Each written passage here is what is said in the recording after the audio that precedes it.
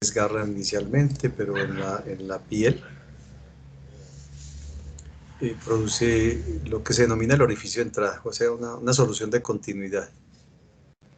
Ahí está como lentejo otra vez este Teams. Yo creo que ya. ¿Ya les cambió? Sí, Doc, ya cambió. Ah, bueno. Sí, ya cambió. Muy bien, entonces dependiendo del ángulo de ingreso al cuerpo, el orificio de entrada puede ser perpendicular o oblicuo, ¿sí? De ahí que la señal, la huella que deja en el cuerpo es el orificio de forma circular u oblicua, dependiendo del ángulo de ingreso, ¿sí? Eso normalmente en un proyectil que es accionado frente a la víctima. Pero también hay muchas situaciones en las cuales el proyectil tiene un choque con otro objeto intermedio, órgano blanco, ¿cierto? Cuando choca en un órgano blanco o intermedio, pues se deforma y el orificio no es circular ni es ovoide como suele ser. Entonces, da lugar a confusiones en la apreciación de estas imágenes, ¿sí? Y es así como, dependiendo de la pericia de cada uno de los expertos en este tema, que van a ser ustedes, hay que determinar cuáles son los orificios de entrada para ver la posición de la víctima y del victimario, ¿sí? Generalmente los orificios de entrada tienen bordes invertidos, generalmente, mas no siempre los encuentra uno invertidos, pueden estar evertidos por aquello de las movilidades o movimientos que hacen con el cuerpo después de que fallece, ¿no? En el transporte, en la periodo de descomposición, esos bordes que eran invertidos pueden convertirse en evertidos si es que hay fluido de contenido corporal, líquidos o gas de descomposición. Hace que soplen esos orificios y los bordes pueden quedar como evertidos, ¿sí? Algunas secuencia de estas se suelen encontrar. El anillo de contusión en el orificio de entrada, alrededor del orificio de entrada, no es sino la traducción de la ruptura de las fibras que trataron de impedir el ingreso del proyectil al cuerpo. Entonces se fueron con el proyectil hasta donde toleraron esa presión, esa fuerza, se rompen y vuelven a su estado, tratan de volver a su estado inicial. Por lo tanto, se dibuja alrededor del orificio de entrada un anillo que puede ser céntrico, si el proyectil penetró en forma perpendicular, o puede ser oblicuo, igualmente cuando se utilizó este plano para el ingreso al cuerpo, ¿sí? Entonces, esa figura que aparece, esa imagen que aparece alrededor del orificio se llama anillo de contusión, ¿sí? Bandeleta o anillo de contusión, en algunos textos lo denominan como bandeleta. Y también el proyectil pasa por el cañón del arma, barriendo con los detritus que tiene en su interior, entre otros la deflagración de la pólvora, deja el hollín en esa parte del arma y el proyectil pasa barriendo la parte interna del cañón, ¿sí? Esto se deposita igual en la periferia de la herida, pero si la herida está, o sea, la parte del cuerpo afectada está cubierta con prendas de vestir, pues no se puede encontrar en la piel el anillo de enjugamiento, ¿sí? Son dos anillos, uno de enjugamiento y otro de contusión. El de contusión es en los tejidos y el de enjugamiento es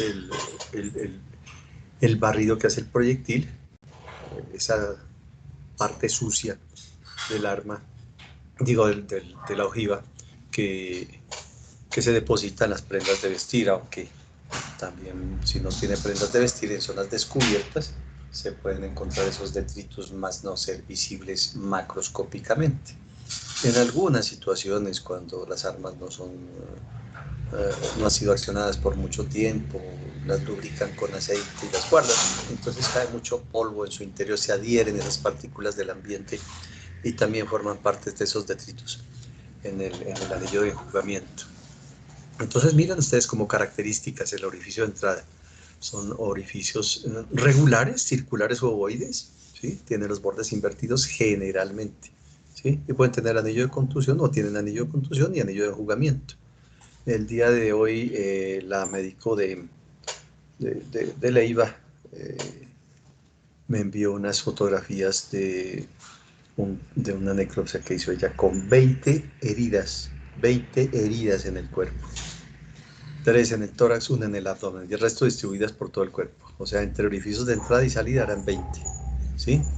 Y recuperó un proyectil en la parte del dorso, del supraescapular más exactamente. Y está en el dilema. Ayúdeme, doctor, porque hay muchos proyectiles. Claro, eso es una cantidad de orificios que dan lugar a confusión a cualquiera de ellos. Y le digo, bueno, ¿qué sucedió en los hechos? Me dice, no, parece que lo cogió uno por delante, uno de los victimarios por delante y el otro por detrás y le dieron plomo pues para acabar con la vida de él. Entonces, difícil de que una persona con poca o ninguna experiencia como ella, le había tocado los dos estudiantes procedentes del Cauca, que llegaron a Leiva, y a ella pues, justo le correspondió otro con 20 orificios. Entonces estamos en eso. Le dije, haga esto, lo que les estoy enseñando a ustedes, se lo enseñé a ella, y le dije, bueno, parece que se le olvidaron las clases para aprender a agrupar cuando son muchas lesiones, ¿no? Para cuando no sea en forma inoficiosa determinar una cantidad de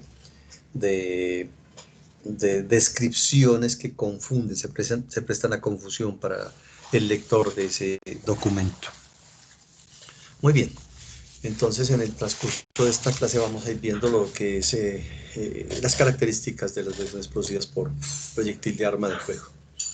Cuando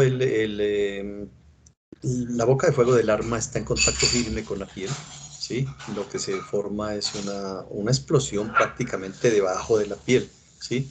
Y los bordes, en vez de ser invertidos, se vierten o se forman los bordes irregulares, no hay orificios circulares u ovoides.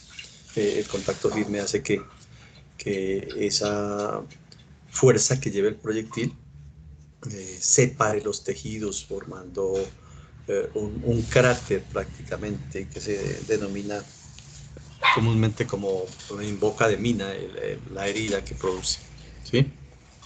Que si es un proyectil de alta velocidad, pues produce grandes destrucciones en el orificio de entrada, aparentando ser un orificio de salida, que generalmente el orificio de salida es más grande que el orificio de entrada en términos generales. Pero si está a contacto firme, la destrucción que produce pues aparenta como si fuera un orificio de salida, ¿ya? Los contactos laxos de la boca de fuego del arma en la superficie corporal hace que se dibujen o se impregnen la piel de residuos de disparo, ¿no? Tanto el contacto laxo como el semicontacto. El contacto laxo, pues no, a vecindad, como dirían algunos, a boca de jarro, ¿sí? O a quemarropa. Muchas veces son los términos utilizados, ¿no? Aquí diferenciamos entre contacto firme, contacto laxo y semicontacto, sobre todo cuando se aproxima mucho el cañón del arma al cuerpo. Entonces se puede dibujar incluso el cañón del arma sobre la herida, ¿sí? Sobre la herida que produjo el proyectil. Alrededor, fuera del anillo de contusión, fuera del anillo de enjugamiento ya descrito en las prendas, podemos encontrar el dibujo de la boca del cañón, ¿sí? Que generalmente tiene una mirilla, un punto en la parte superior para hacer blanco, ¿no? Para apuntar. Entonces eso pueden, sobre todo en casos de intimidación con las víctimas, les meten el cañón a la boca o le aproximan a la piel de la cara o de la cabeza, y, en fin, pretendiendo que obtener información o qué sé yo, cualquier amedrentamiento que produzcan. Entonces, esos orificios de entrada pueden verse atípicos, no tienen las características que, que se dibujan cuando es un proyectil accionado o un arma de fuego accionada a distancia, ¿sí? Y orificios de entrada atípicos, el choque del proyectil contra un blanco intermedio, como lo había mencionado, pues puede ser deformado, ingresar no por la nariz, que es la parte anterior del proyectil. Un proyectil está formado de dos partes, la parte anterior, que es la ojiva, y la parte posterior, que es el cartucho, ¿sí? Y dentro del cartucho hay un fulminante que lo acciona la aguja percutora del arma de fuego. Viene la pólvora que está aprisionada en esa, o comprimida en esa parte delante del fulminante, y delante de ella va la ojiva o nariz del proyectil, ¿sí? Esa ojiva o nariz es la que penetra en el cuerpo. Cuando buscamos proyectiles dentro del cuerpo, lo que hacemos es buscar la nariz, ¿sí? de ese proyectil. Si es que no salió, si salió, pues la escena ya no la trabajamos, entonces es otro trabajo de campo ya. Entonces, hay orificios de entrada atípicos. Imagínense ustedes un proyectil achatado que entra porque chocó en la piedra, en la pared, en el techo, en una columna o una parte del vehículo donde se transportaba. Produce deformidades que igual dibujan algo muy irregular en el cuerpo, ¿sí? Una vez que se produce el orificio de entrada en la secuencia de lesiones, el, el proyectil empieza a lesionar los tejidos. Es un proyectil incandescente al entrar al cuerpo, eh, formando unos túneles, el túnel la tunelización del proyectil, si en el vivo produce reacción de ese calor que lleva el proyectil con la hemoglobina, formando carboxihemoglobina. Entonces son túneles de aspecto rojizo, ¿sí? Esos túneles de aspecto rojizo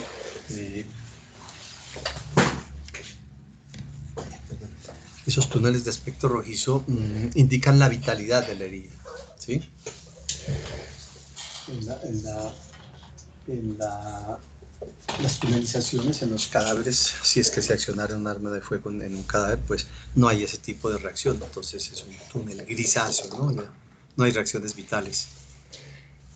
Bueno, a veces el orificio de entrada, después de formar el túnel, atraviesa una parte del cuerpo como signo de defensa, por ejemplo en los antebrazos o en los brazos. Entra el proyectil, sale el proyectil del grosor o del espesor de una extremidad y vuelve a reentrar, ¿no? Son los orificios de reentrada, ¿sí? Esas heridas que producen el orificio de reentrada ya tienen otras características, ya no podemos buscar, por ejemplo, anillos de enjugamiento, ¿no? Ya ha perdido fuerza el proyectil y tienen otras características. Se contabilizan muchas veces los orificios de reentrada como si fueran orificios de entrada, ¿no? A veces es una sola trayectoria que es un proyectil que atraviesa el cuerpo, incluyendo una extremidad o el tórax o el abdomen o la mano, ¿sí? Produciendo características típicas de la reentrada, ¿ya? Ya veremos algunos ejemplos. El orificio de salida, pues, contrario al de entrada, la fuerza que entrega el proyectil al abandonar el cuerpo, entrega la mayor parte de energía cinética, haciendo que los tejidos se dispersen en mayor diámetro. Por eso los orificios son de mayor diámetro que el orificio de entrada, ¿sí? Y producen una caracterización externa, generalmente en los tejidos duros, en el cráneo, por ejemplo, se produce la caracterización hacia la parte externa. Si ustedes ven las fracturas que se producen en un vidrio cuando Cuando es lanzado un proyectil o una piedra, ¿sí? Se llevan los fragmentos del vidrio hacia la parte donde lleva la fuerza, la dirección vectorial, ¿sí? del artefacto. De ahí que hay que ser muy juicioso en la identificación de esos orificios de entrada y de salida, ¿sí? Igual, hay orificios de salida atípicos, así como los de entrada atípicos, ¿no? Una piel que está aprisionada contra el piso, pues el proyectil no, como que no tiene facilidad de abandonar el cuerpo, entonces se producen diámetros pequeños. En el esternón también un orificio de salida no tiene las mismas características que en otras partes del cuerpo, ¿sí? Entonces hay también orificios de salida típicos, lo que les decía hasta hace un momento que les comenté a ustedes, pero hace por ahí una hora, hacia la una estaba hablando con la exalumna de los 20 orificios, a ver cómo se cuadraban las trayectorias de los proyectiles, ¿no? Ya que es muy difícil un perito describir o dibujar diagramas en los cuales trata de identificar entrada y salida y que después no coincidan con las fotografías que se envían en el protocolo o que tomaron las autoridades cuando hacen el acta de inspección técnica, ¿sí? Bueno, no siempre se producen orificios de salida en, el, en, la, en las heridas por arma de fuego, ¿sí? Eh,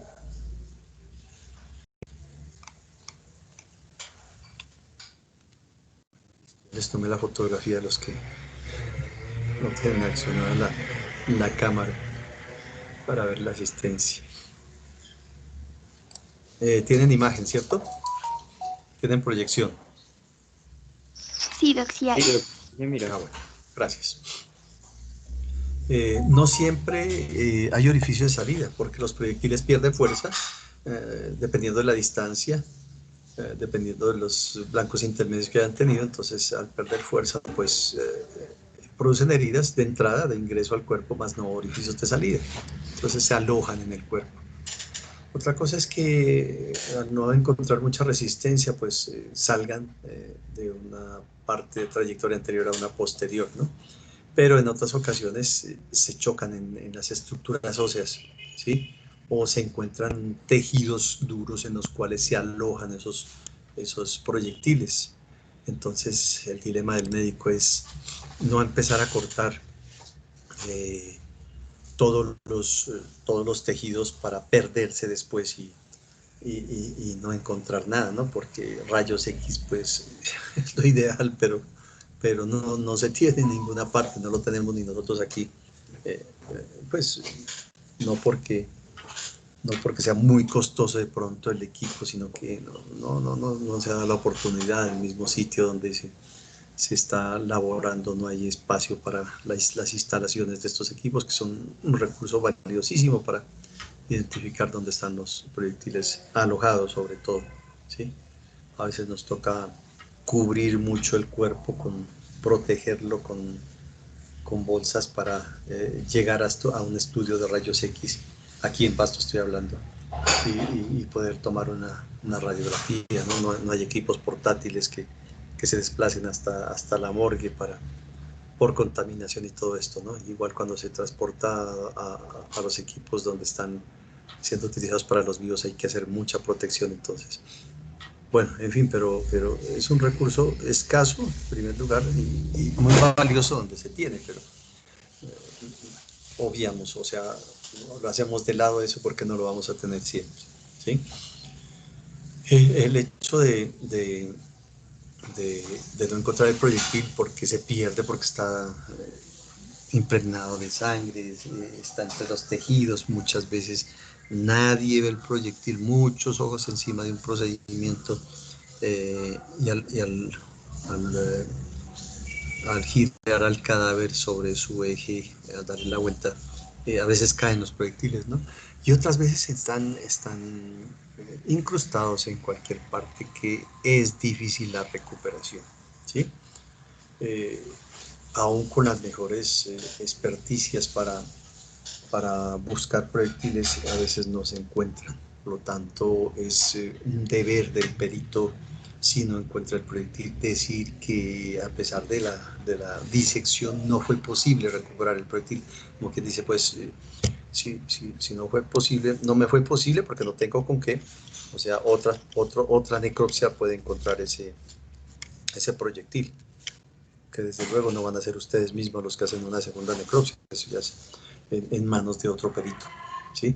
Entonces esos proyectiles pueden recuperarlos en un segundo, en un tercer reconocimiento, ¿sí? Otra necropsia ya en otro procedimiento después, en una exhumación posterior. ¿Dónde se alojan los proyectiles? Pues es muy frecuente encontrarlos en cualquier parte. La semana antepasada el perito estaba trabajando y disecó y no fue posible localizar ese proyectil, era uno solo. Finalmente fue localizado por palpación en la luz intestinal, ¿sí? Sin que se vieran perforaciones en el intestino, sino que venía vía digestiva desde la parte superior. Entonces, esa es una de las sitios donde se puede alojar. Entonces, imagínense ustedes explorar todos los intestinos, desinsertar desde el mesenterio las asas intestinales para buscarlo cuando se sospecha que está ahí, ¿no? Mucho sentido común en la búsqueda de estos proyectiles es lo que se requiere. Paciencia, sentido común, ¿sí? He encontrado yo proyectiles en la parte inferior de las piernas, cuando no hay ninguna herida en las piernas, en la poplitea, por ejemplo. En la arteria poplitea alguna vez recuperé un proyectil, entonces hay que hacer disecciones extensas en los seguimientos, en el eje de los vasos sanguíneos, ¿sí? Cuando está en el hueso, en los huesos largos, en los huesos planos, igual es muy difícil porque los huesos están cubiertos por tejido muscular, ¿sí? Ahí imagínense ustedes en un hueso largo, en la médula del hueso largo, tiene que haber, bien sea fractura o a veces únicamente el choque del proyectil por donde entró, acompañado de residuos de hematoma o de partes de hematoma en el tejido muscular. Entonces, por eso les digo, hay que ser muy cuidadoso en esta recuperación de los elementos materiales probatorios, en este caso los proyectiles. En el canal medular, en la columna vertebral, también hay que levantar las láminas que forman el proceso espinoso para exponer la médula y poder visualizar. Trabajo dispendioso también. Siempre hay una persona que les ayuda, la perito que me contactó hoy para revisar ese protocolo, pues quien le ayuda es otra mujer, ¿sí? Otra mujer que se le mide a lo que sea. Entonces dice, no, yo me voy de un pueblo a otro y ella me prestan la morgue y, y, y bueno, ella es la que hace. Entonces es el perito el que debe orientar, ¿sí? Si bien es cierto, no le gusta estar cortando ni segueteando, hay que dar las indicaciones del caso para que ellos, los auxiliares, hagan lo que uno quiere, no lo que ellos quieren, ¿sí? Eso es lo que debe hacer el perito, para no perderse después. Ahora, ¿se imaginan ustedes en el tejido esponjoso de la cresta ilíaca encontrar un proyectil? Pues muy difícil, a veces uno desinserta el músculo ilíaco, que se inserta en toda la fosa ilíaca y no es posible localizarlo, ¿no? Otras veces con éxito atraviesa la pelvis y es encontrado en las masas musculares de los glúteos. Entonces toca hacer múltiples disecciones, ¿no? Si el proyectil cae en la bomba, en el corazón, por alguna circunstancia, este puede ser impulsado, ¿no? Sobre todo en el ventrículo izquierdo a la circulación sistémica, ¿sí?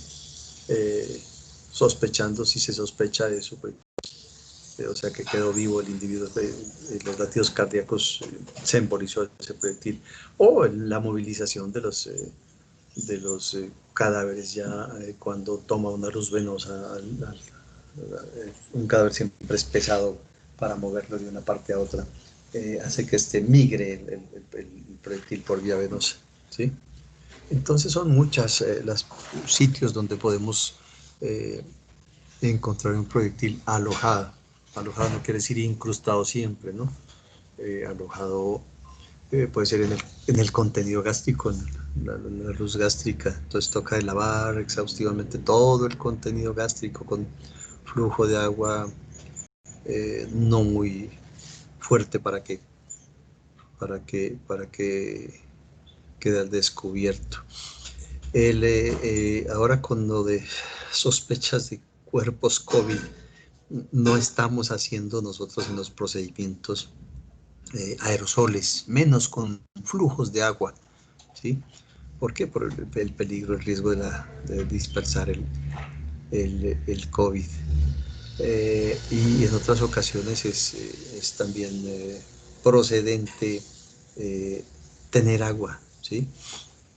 Tener agua en balde si es que no hay agua corriente. Lo ideal, tener agua corriente, como vimos en las generalidades de estos procedimientos. Pero si no hay agua corriente, al hacer almacenamiento de agua.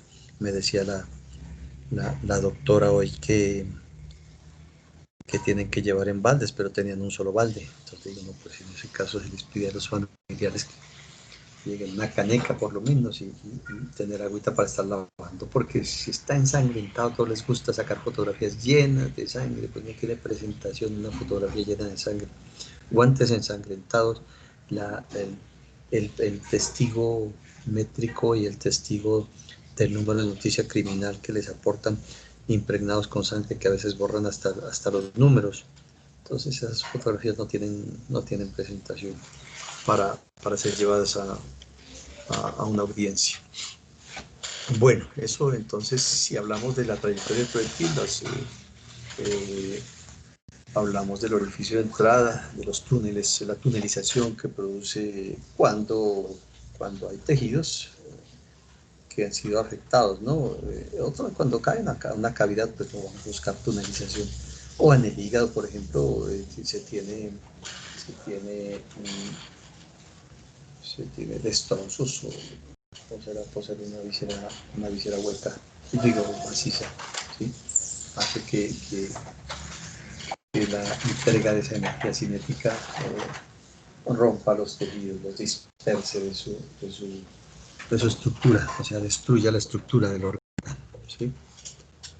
Bueno, lo mismo sucede en otros órganos, el vaso, no sucede lo mismo en el cerebro, por ejemplo, que tiene otra consistencia. Así como hay en detalles en el orificio de entrada y el orificio de salida y en las trayectorias del proyectil, las huellas que quedan en el cuerpo cuando se acciona el arma también hace que se busquen residuos de disparo, ¿sí? Residuos de disparo que consisten en buscar ahumamiento o tatuaje, entendido esto como la deflagración de la pólvora, el fogonazo que produce, si está a corta distancia. Quiero decir con esto, hasta 20 centímetros encontramos huellas de ahumamiento, ¿sí? Que bien puede ser a corta distancia, a un contacto laxo, a semicontacto. La pólvora, al deflagrar, produce ese ahumamiento, ¿sí? Que mancha la piel, ahumamiento que a veces produce quemaduras de la piel en un área dispersa, no solamente en el orificio de entrada, ¿sí? O sea, se dispersa la llama y produce quemaduras. Igual hay silenciadores o apagallamas en el caso de los fusiles, ¿no? Para que no sean detectados en medio de la noche. Entonces a veces se obvia esos hallazgos, o sea, no se encuentran. O el tatuaje que consiste en la combustión de esa pólvora en el tejido del vivo. El tatuaje en la pólvora no deflagrada forma reacción en la dermis con la hemoglobina, igual como vimos en el túnel hemorrágico. Lo mismo sucede en la dermis, ¿sí? Porque hay mayor cantidad de vasos sanguíneos y se produce esa reacción formando un tatuaje de color rojizo, Y, y, y si es en el muerto, pues ya no hay reacción de ese tipo, ¿no? O sea, es un tatuaje de color grisáceo, ¿sí? Eso nos lleva a calcular, según los ejemplos de balística, los ejercicios que hace balística, de que se encuentra tatuaje después de los 20 centímetros y entre hasta 105 centímetros de distancia de la boca del fuego del arma, con el, con el, eh, con el blanco, ¿sí? O sea, con la víctima, ¿sí? Y ese tatuaje puede ser concéntrico o excéntrico también. A veces hay interferencia de algún elemento que hace que no se deposite alrededor de la boca del orificio de entrada ese tatuaje, sino que tenga alguna distancia, como veremos en ejercicios fotográficos, ¿sí? Bien, esos residuos de disparo que se buscan en las prendas de vestir o en o en o en la piel, ¿sí? Pueden quedar impregnados también en las manos de la víctima. De ahí que muchos cuerpos les llegan a ustedes embaladas en papel, en papel craft, ¿sí? O bolsas comunes y corrientes de papel, ¿sí? Y encima de la bolsa una bolsa plástica ceñida a la muñeca, ¿no? Eso quiere decir, en el procedimiento hay residuos de algún elemento, que bien puede ser residuos de pólvora, o hay sospecha de residuos de pólvora, en el caso de los suicidios, por ejemplo, o para diferenciar entre suicidio y homicidio, pueden enviar las autoridades con las manos embaladas, llegarles a ustedes con las manos embaladas, o manchas de sangre, o mordeduras en las manos, o signos de defensa, fracturas de uñas, ¿sí? De todas maneras se puede extraer, cortar las uñas para buscar tejido epitelial como signo de defensa para hacer cotejos de ADN, ¿sí? O sea, las manos están aisladas en estos procedimientos para proteger alguna evidencia, la cual puede ser tomada por ustedes en el momento de realizar el procedimiento. En otras ocasiones, esa, ese embalaje está contaminado, ¿sí? Se mojó la bolsa con otras, con agua o con mucha sangre, entonces es un embalaje dañado que hay que dejar constancia en el protocolo, diciendo que estaban embaladas pero contaminadas, estaban contaminadas a la vez. ¿Contaminadas con qué? Con el lodo, eh, o sea, no estaban aislando el medio externo, que es el propósito del embalaje, ¿sí? Entonces se puede desechar esa, ese embalaje que hace la autoridad con esa intención.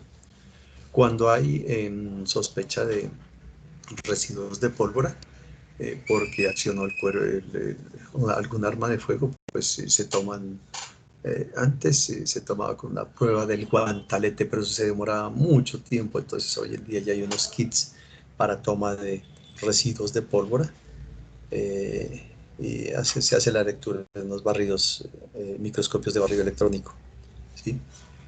Esos residuos se toman con esos kits en el dorso de la mano, entre el primer y segundo dedo, y en el dorso y en la palma de la mano. Son dos cilindros que vienen ahí. Ustedes no los van a manejar, pero si hay una persona balística o con conocimientos de ello, eh, ellos toman, se encargan de hacer prueba de residuos de disparo, ¿sí? Eh, Usted es el dueño del caso y se debe, si presencia usted en el momento de hacer la necropsia, porque ellos pueden acudir a la necropsia, la policía judicial, ¿sí? Ellos pueden estar presentes, y fue que embalamos esto, pero vamos a tomarla, no teníamos el kit, entonces vamos a tomarlo, entonces se comienza por ahí antes de iniciar la necropsia, tomen la necrodáctil, digo, los residuos de disparo y después continuamos con el procedimiento, ¿sí? Bueno, en sí el procedimiento del cadáver lo veremos en un video. Estoy haciendo la parte teórica ahora. En ese video se va a ver cuáles son los pasos a seguir, ¿no? Cuál es el cronograma a cumplir, ¿sí? Es importante medir el cuerpo, la longitud. Ah, no, tranquilo, ahí está en la cédula, ahí dice la cédula que mide 1,80. Pues la mayoría de las veces no coincide, ¿no? No porque esté muerto, sino porque pueden haber sucedido muchas cosas.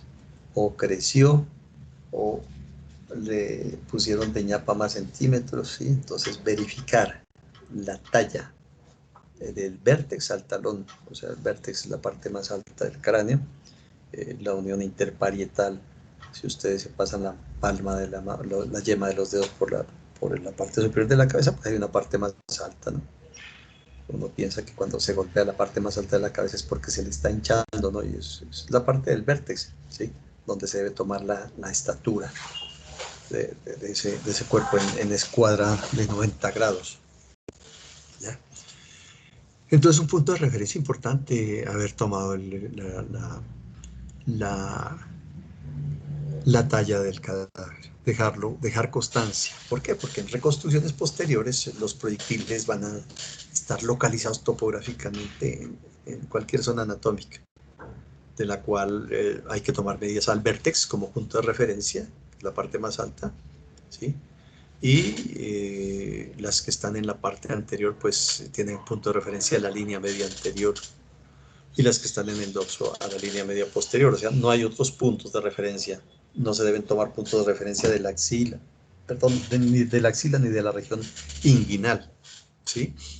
Se toman desde el vértice o vértex al sitio del centro de la herida, hasta estos puntos de referencia, la línea media anterior o línea media posterior, dependiendo si están por delante o por detrás de la línea axilar media, ¿no? Para determinar.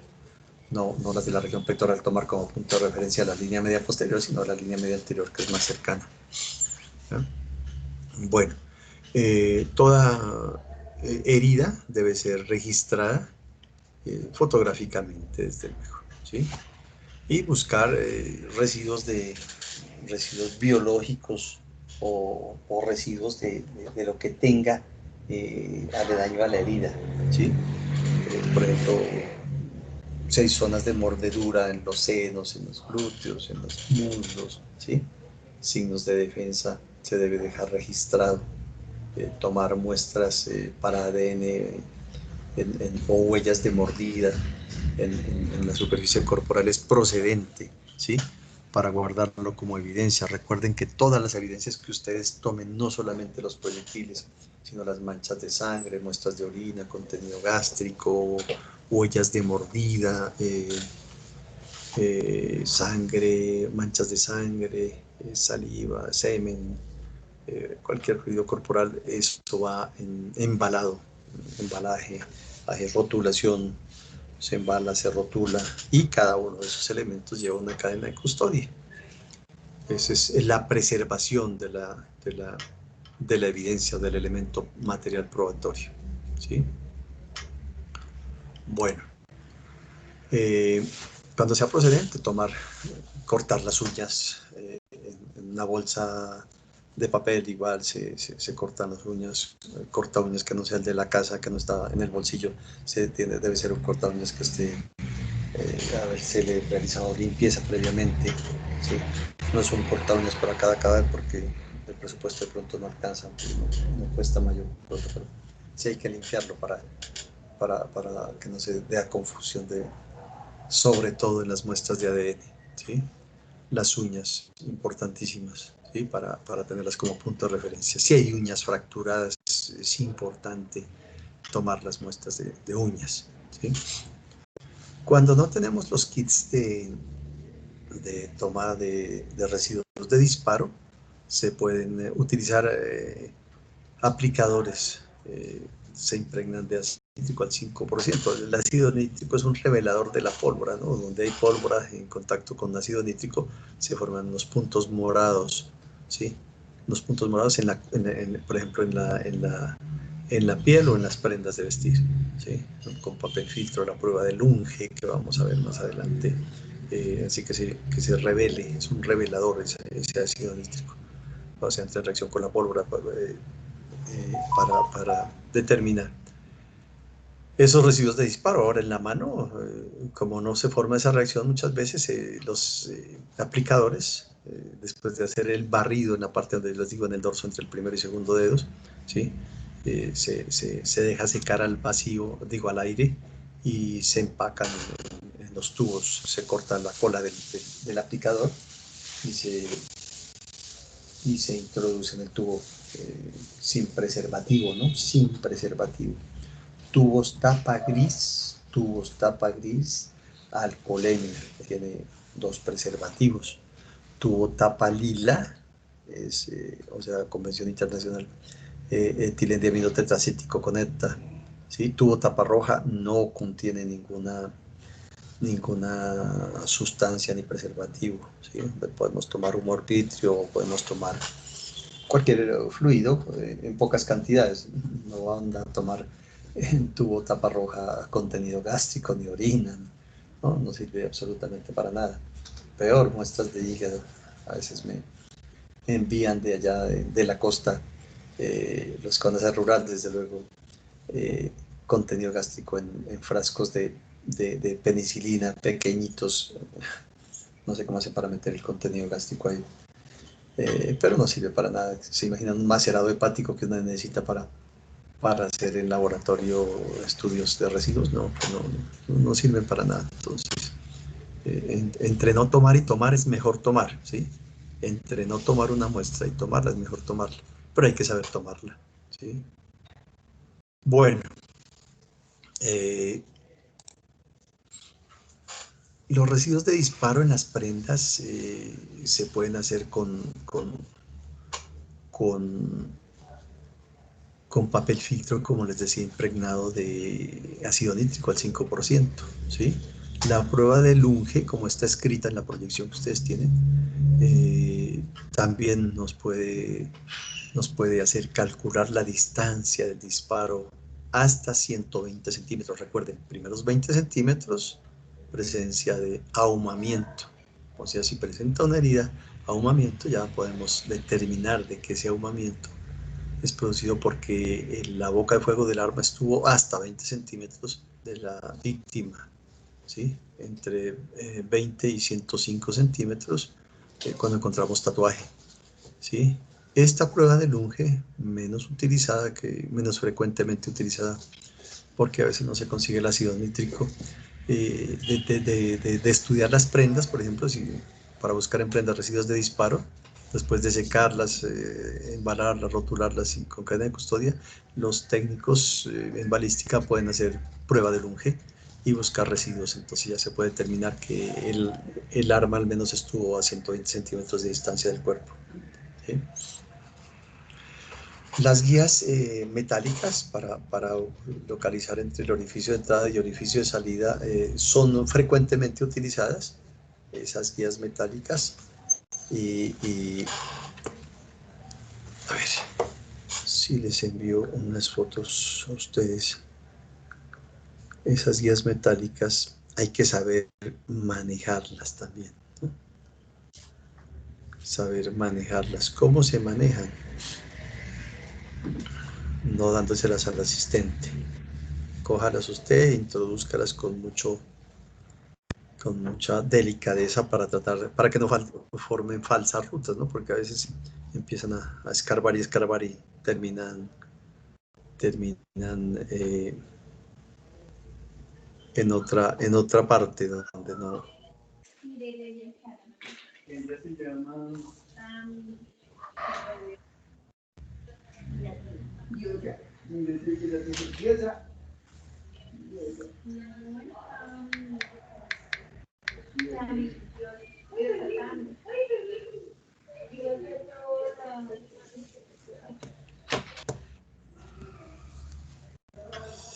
está muy bonita. Claudia. Sí, Doc. Le voy a enviar una fotografía. Uy, no me llegó. Le voy a enviar una fotografía donde se está utilizando una guía metálica.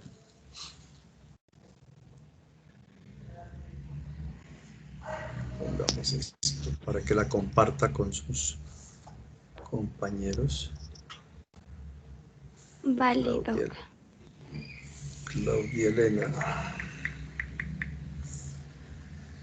Se fue. Ese es un alambre que se encontraron por ahí. Ya se fue. Un alambre Sí, que se Doc, ya la encontraron. comparto. Ah, ya lo recibió, ¿no? Sí, ya la recibí, ya se las estoy compartiendo, Doc. Bueno, para que todos se ubiquen ahí, no en el dragón, no en el tigre, perdón, en el tigre que está en la mano del tigre. Hay un orificio de entrada y en la región infraescapular, supraescapular, lumbar, dorso lumbar derecha, hay más orificios de entrada, ¿no? Regiones lumbares, miren ustedes esa cantidad de orificios.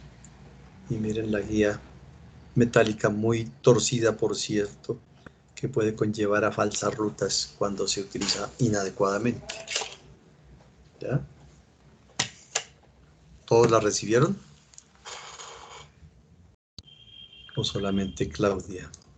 Sí, doctor, sí la Sí, Doc, estamos. yo ya la compartí al grupo. Sí. ¿Qué significa ese número, Doc? Ese es el número único de noticia criminal.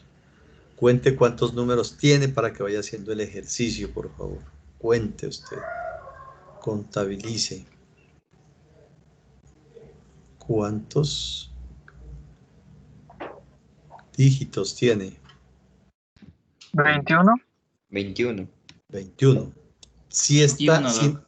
si no tiene 21 números, está mal el número único de noticia criminal. Debe tener. Y esas casillas son las que tienen que diligenciar en los documentos que les van a entregar a ustedes. ¿Ya?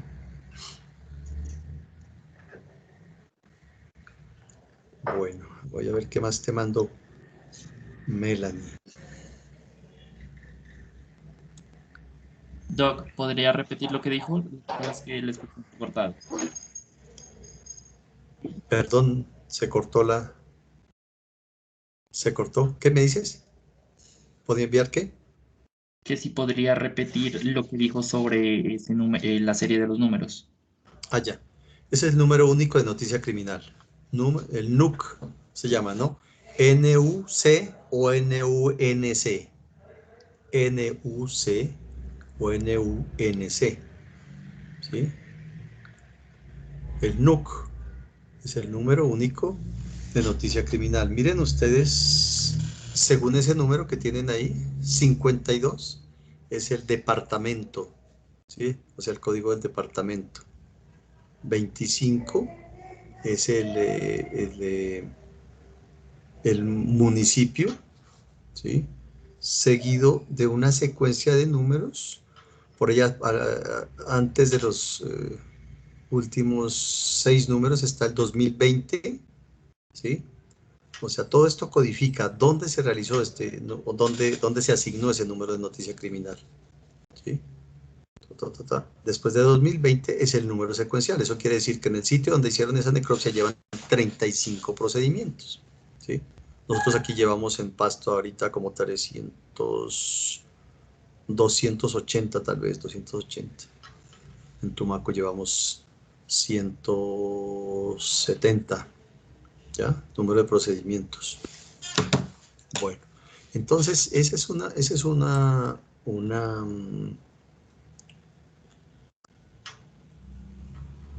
método para buscar, tratar de ubicar proyectiles. La fotografía anterior fue realizada en la región escapular derecha.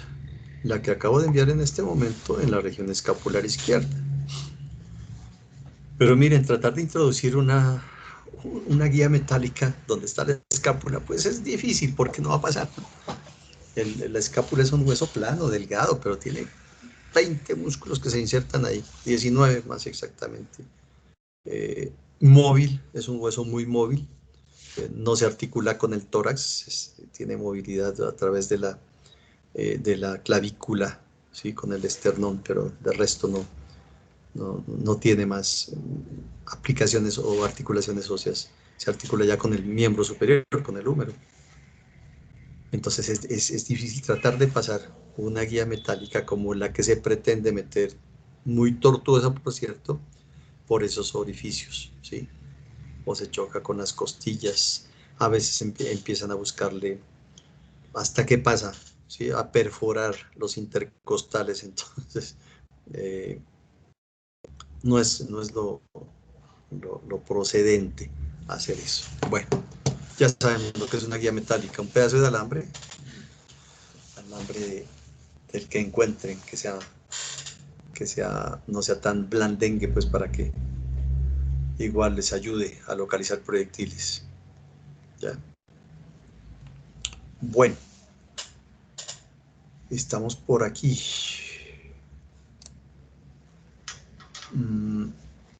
Todas las cavidades deben ser abiertas. Ya les dije desde el primer día a ustedes, ¿no? Todas las cavidades son todas. Cráneo, tórax y abdomen. No es que ahora no me dejan hacer. ¿Para qué voy a hacer eso si sé que el tiro está en el abdomen? Entonces, no, todo tiene que ir descrito en el protocolo. Ejemplifico, en el caso que están viendo ustedes en este momento, los familiares acudieron al sitio donde se hizo la necropsia porque no había morgue, y le dijeron al perito que no vaya a abrir la cabeza, que ya estaba deformado por los tiros, entonces que no quería que le toquen, bueno, hubo oposición por parte de los familiares para que no abra la cabeza. La cabeza hay que abrirla, ¿sí? Pero el perito tuvo que escoger entre salvar su integridad y realizar el procedimiento en el resto del cuerpo. O sea, no realizar una necropsia completa, de lo cual debe quedar constancia en el protocolo, diciendo, no fue posible abrir el cráneo por la presencia de los familiares quienes solicitaron que no se deformara, en esos términos, ¿sí? Que no se deformara el cuerpo. Ahora, usted tiene una orden judicial, usted tiene que cumplir, tiene que cumplir la ley, ¿cierto? Pero como no es policía, ni está uniformado, entonces también tiene que protegerse usted, o sea, no poner en riesgo su vida. Si le dicen, vea, si usted le abre la cabeza, aténgase a las consecuencias, pues ¿qué hace usted? Salir corriendo. Bueno, hay que hacer el procedimiento, hay que hacerlo hasta donde sea posible, ¿sí? Pero también hay que proteger la integridad personal. Entonces acuérdense de las cavidades, hay que abrirlas todas. Si hay acúmulo de sangre en motoras o en el abdomen, ¿sí?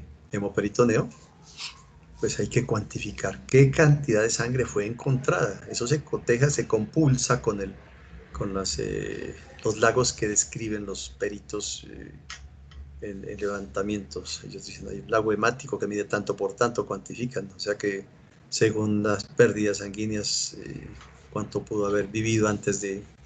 Bueno, igual, serviría para esos cálculos que se hacen.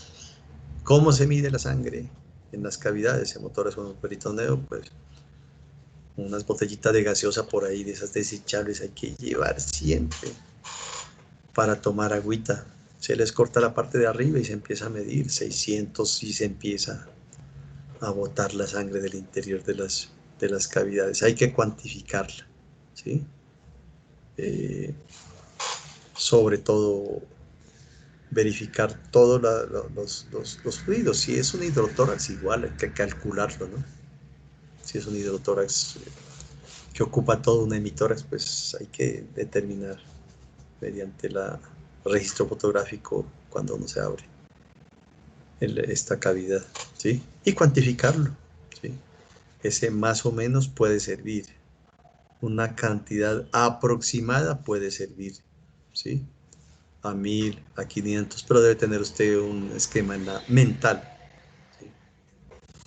Bueno, mental para cuantificar. Ya dije, tubo tapa gris, ¿para qué? Alcoholemia, Alcoholemia. doctor. Ya. Para la próxima clase me dicen, tiene dos aditivos el tubo tapa gris. ¿Ya? Ustedes me van a averiguar que tiene el tubo tapa gris. Hablaba con la gerente del hospital de Samaniego ahora, a las 12 del día la llamé para hablar de los casos que sucedieron allá y te dije, no tenían tubitos en la morgue, ¿sí? Deben tener tubos constantemente, hay que estar pendiente de esto. Tubo tapa gris con aditivo, ¿ya? ¿Sin aditivo qué tubo? El rojo. Tubo tapa roja. Tubo tapa roja, así se llama, tubo tapa roja, ¿sí? En el video que veamos en el transcurso de este curso, que valga la redundante lo que estoy diciendo, en este semestre vamos a ver un video de una necropsia con todas las recomendaciones del caso. No es largo, dura 35 minutos, pero se pueden ver todo lo que ustedes están viendo aquí, lo van a mirar allá, ¿sí?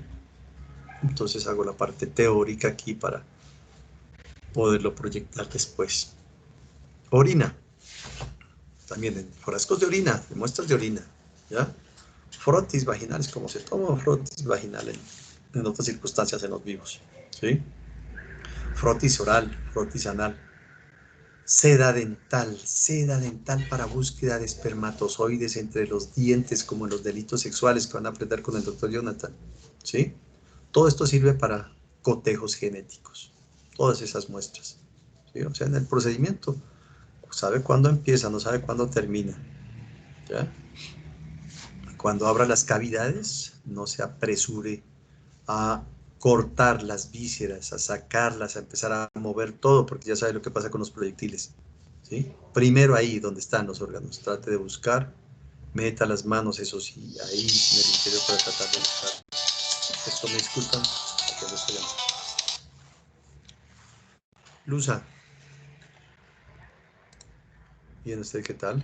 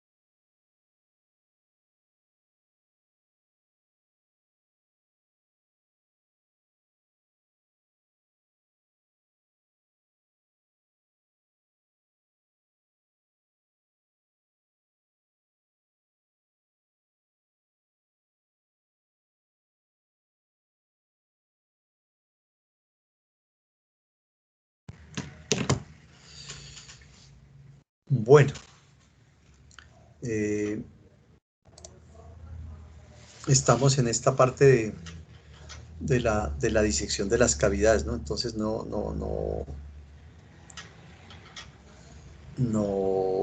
apresurarse a cortar y a sacar bloques y después están muy perdidos para poderlo encontrar.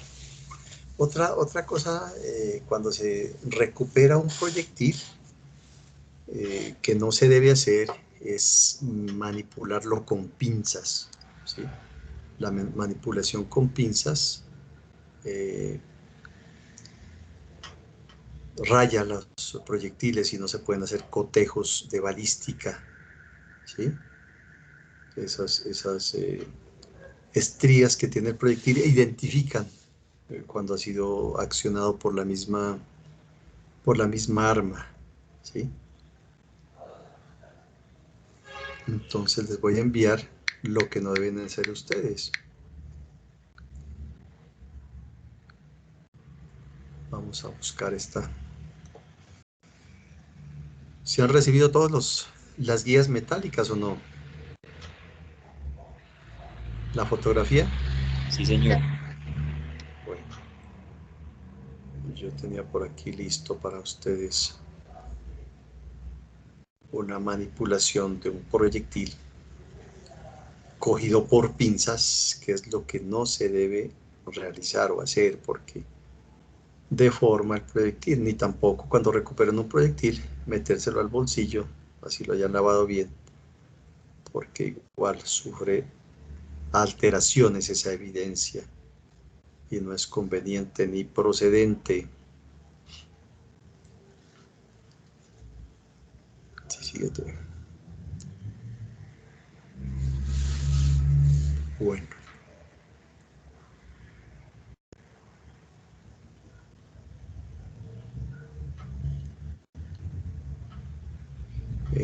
tenía por aquí a la mano.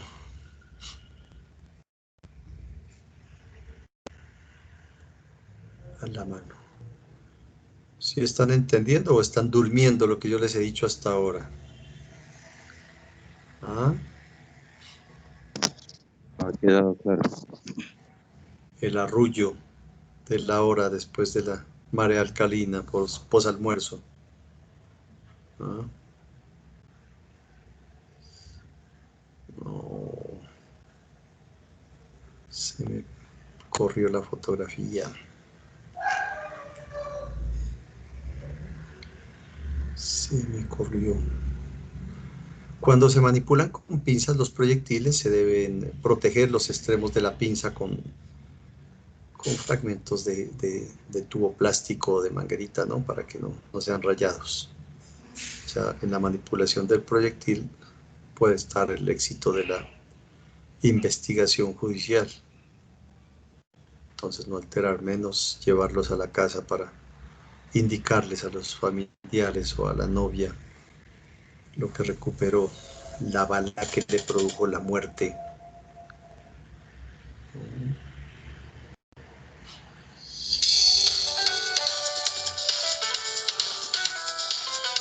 Bueno, otro COVID positivo de los compañeros. Carolina, dígame, Carolina.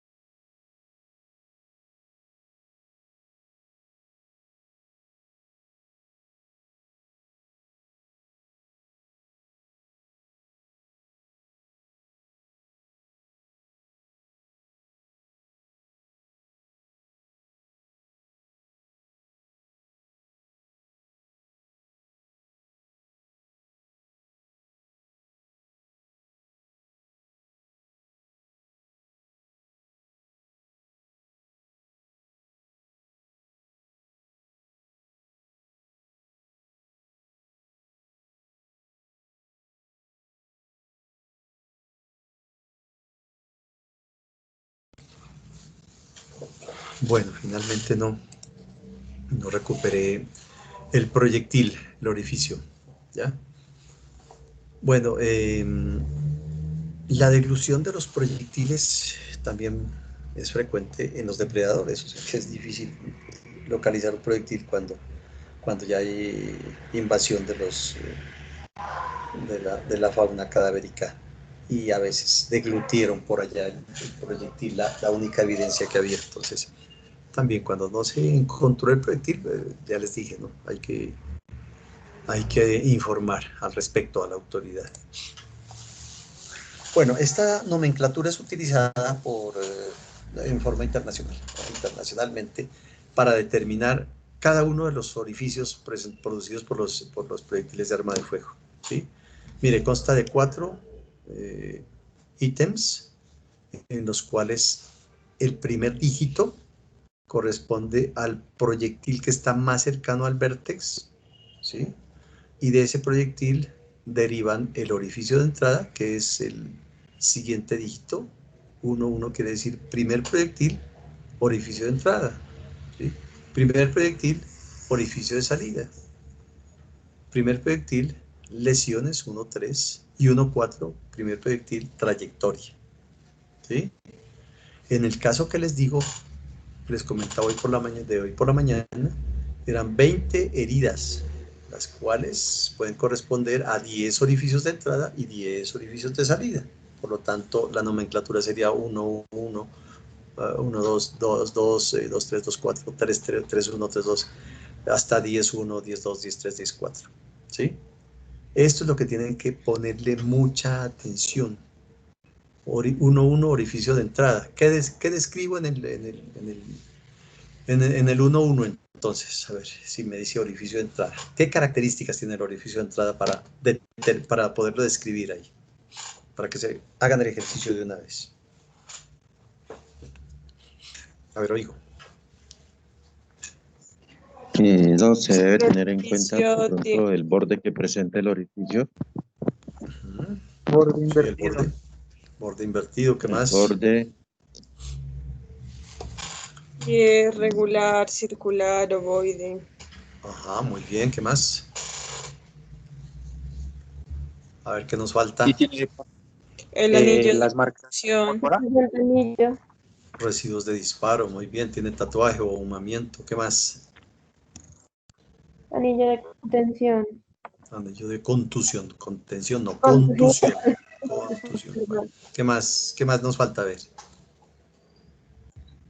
Anillo de enjugamiento. Anillo de enjugamiento, ¿qué más? Describo en el 1-1, estoy apenas en el 1-1.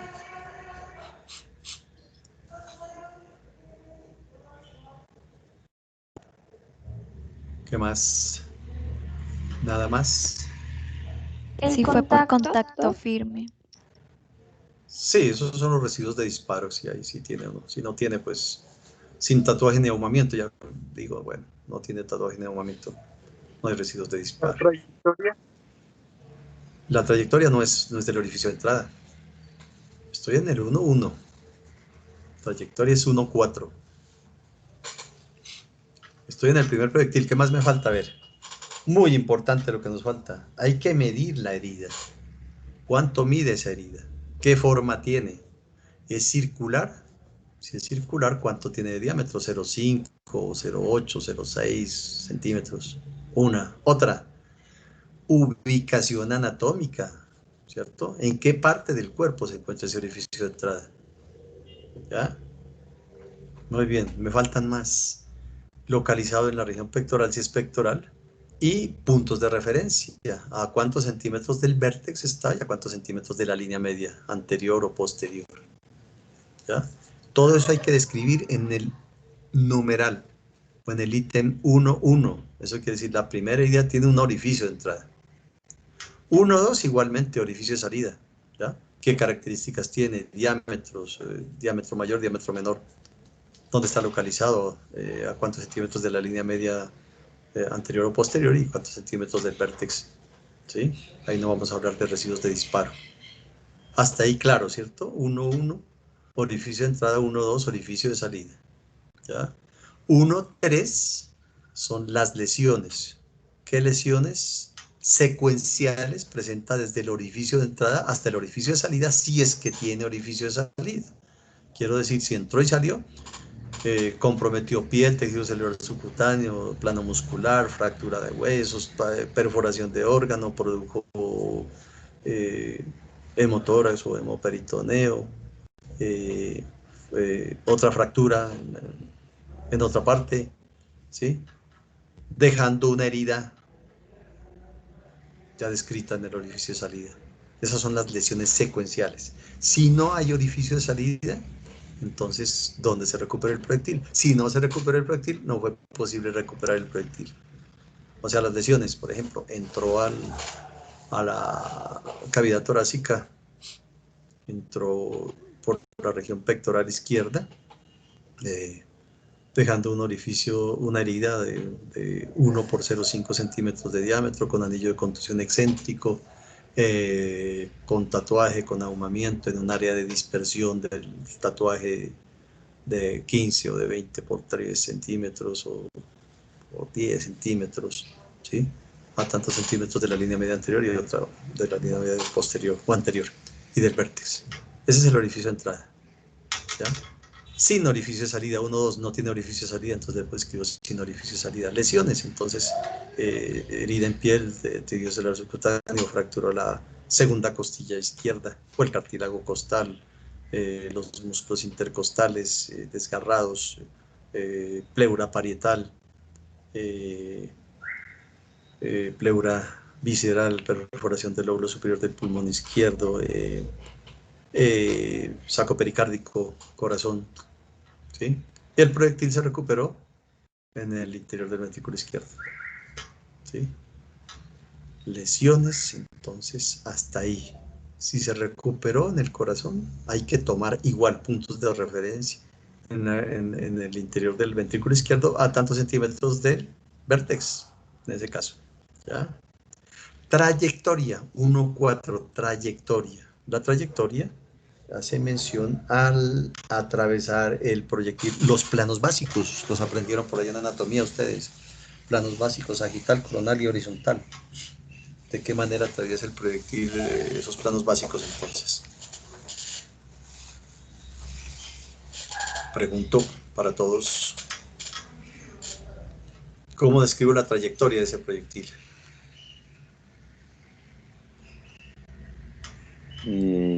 Mira, un ejemplo, si el paciente tiene herida en cráneo, ahí se puede escribir si el proyectil atravesó lo que es el plano sagital, con, por ejemplo, en la unión de la sutura londoidea con la sutura, no, se me fue, en región temporal, un ejemplo donde se une el terio, que es la sutura, no me acuerdo ahora, pero eso tiene un nombre que se llama el terio. Y básicamente hay veces en las heridas por arma de fuego en cráneo, hay veces la mayoría de los asesinos expertos pues disparan en esa zona donde se dice que está la 100, doctor. La 100 derecha y la 100 izquierda, sí.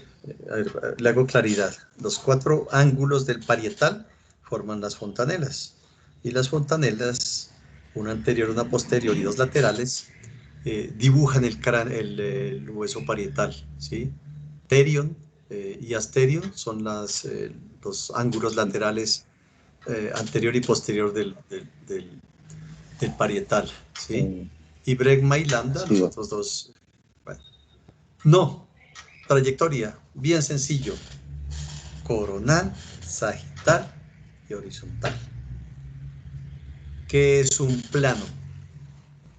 Otra vez desde la primera clase de anatomía. ¿Qué es un plano? Una superficie imaginaria que divide al cuerpo.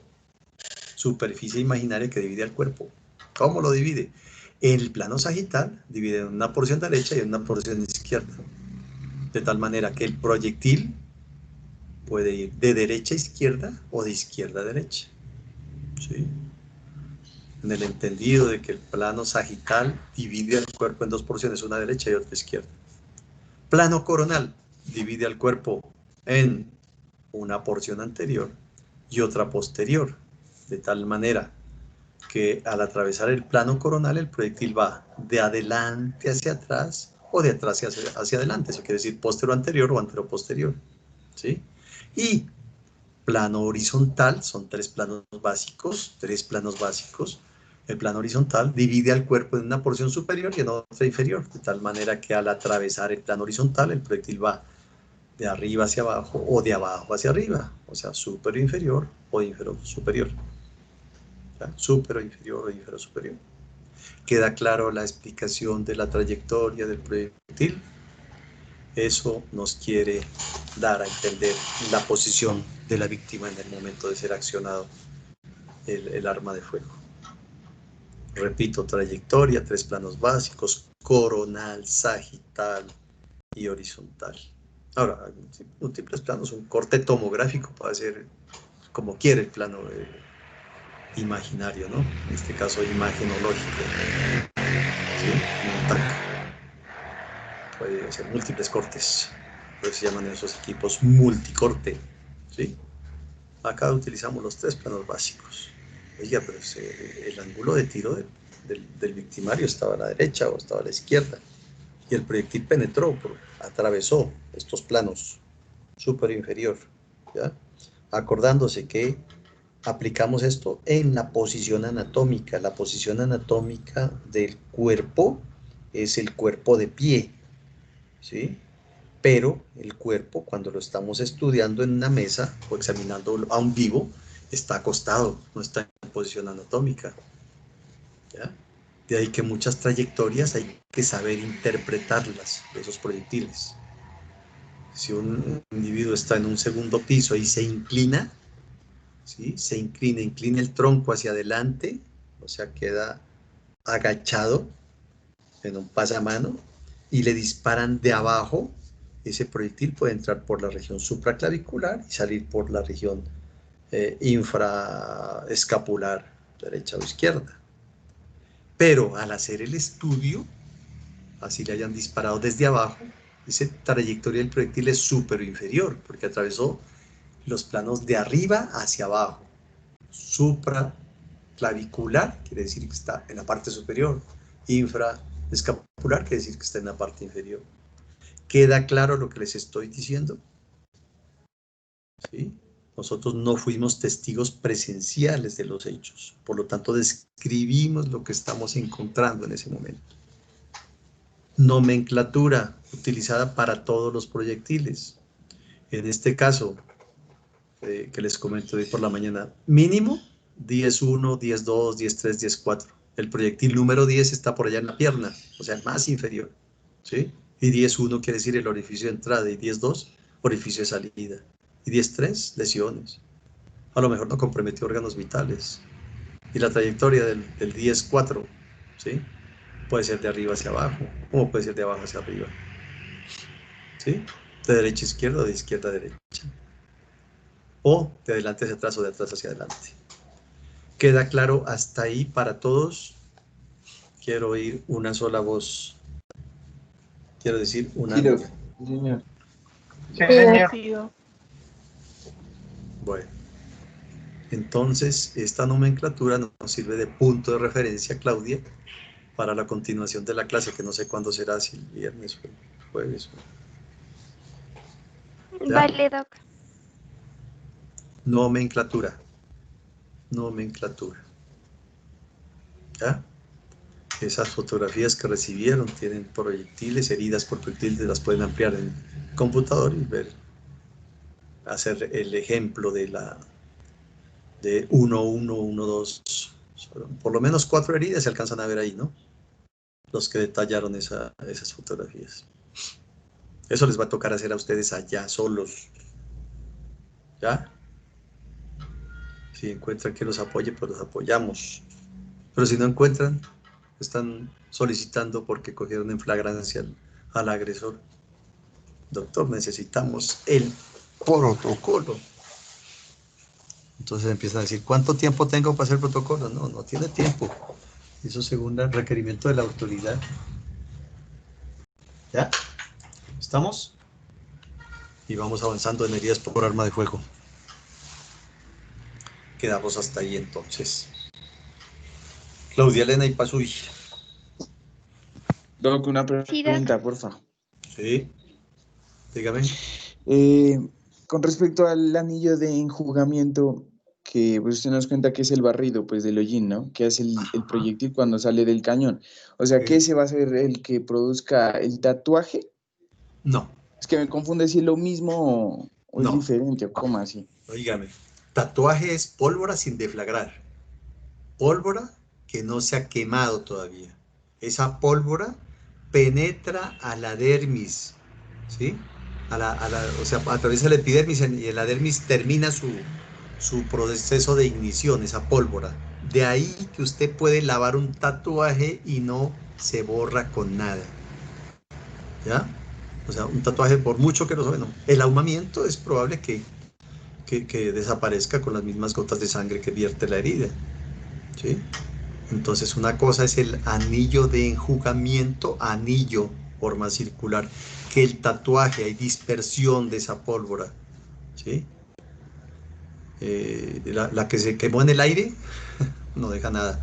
La que termina de hacer la ignición en la dermis, de forma esa reacción de carboximoglobina. Entonces usted soba, limpia, agua, jabón y no se desaparece ese tatuaje. Ya vamos a ver en la próxima clase algunas ilustraciones para que tengamos en claro lo que acabo de decir. ¿Queda claro? Sí, Doc, Dios le pague, sí, señor. Bueno, ok. Nos vemos ya, Claudia me dirá cuándo tenemos la próxima sesión. ¿No? Gracias, Doc. Bueno, con Muchas mucho gracias, Doc. gusto. Hasta luego. Gracias, Doc. Gracias, Doc. Hasta luego Gracias. para Gracias, Doc. todos. Hasta Bueno, luego. hasta luego. Hasta luego. Hasta luego.